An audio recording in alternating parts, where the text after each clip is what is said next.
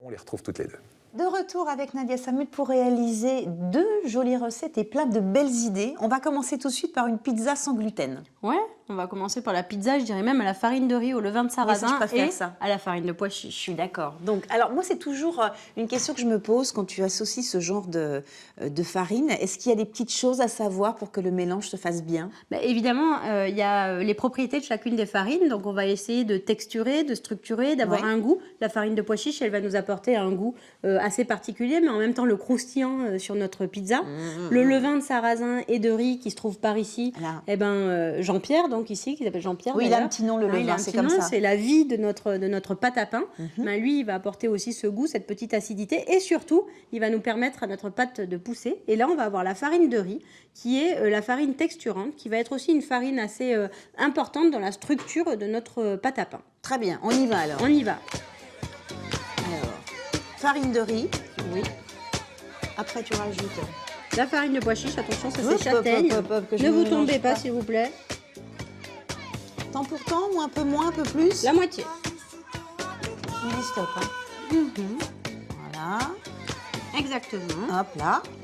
Ici, je vais rajouter une petite matière qu'on appelle le psyllium. Le psyllium, c'est un extrait de plante d'Inde qui apporte un mucilage, une colle naturelle, qui va me permettre de créer en fait le maillage, le réseau.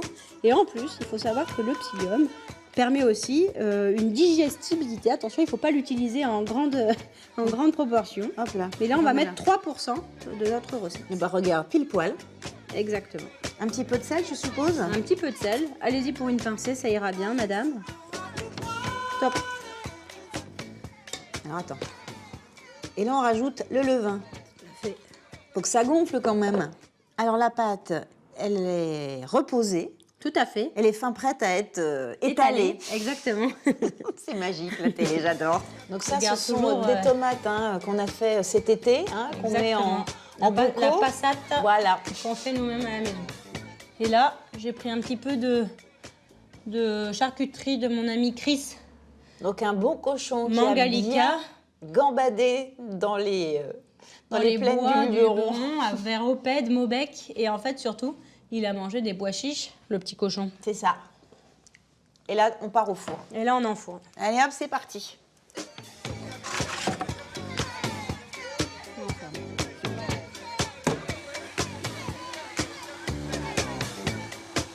Et si on faisait quelques pâtes, Nadia?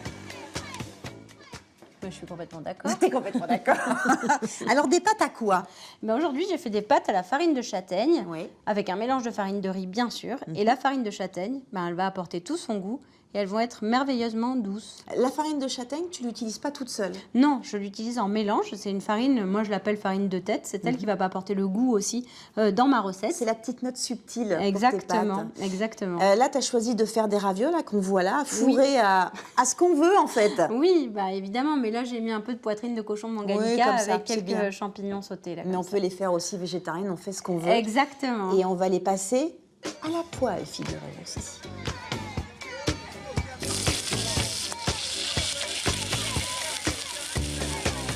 Nadia, vraiment merci parce que grâce à toi, maintenant je sais utiliser la farine de pois chiches, la farine de riz et la farine de châtaigne pour faire des recettes super, moi j'adore. Il y a même des petits cakes qu'on vous a rajoutés. Exactement. Alors en fait, je pense que tu vas pouvoir enfin m'inviter chez toi à manger. Exactement. Parce que je vais enfin pouvoir manger librement. Oui, c'est ça. Et du coup, je vais piquer un petit bout de gâteau au passage. Voilà, ces cakes, c'est des petits cakes faits à la farine de riz. On va être sur de la poudre d'amande et évidemment aucun sucre raffiné dans mes petites pâtisseries non plus. Donc j'essaye aussi d'aller chercher d'autres univers. Dans la douceur. Quand on vous dit que le bonheur il est dans l'assiette, croyez-nous, grâce à Nadia, tout le monde va pouvoir partager une belle recette et de beaux plats.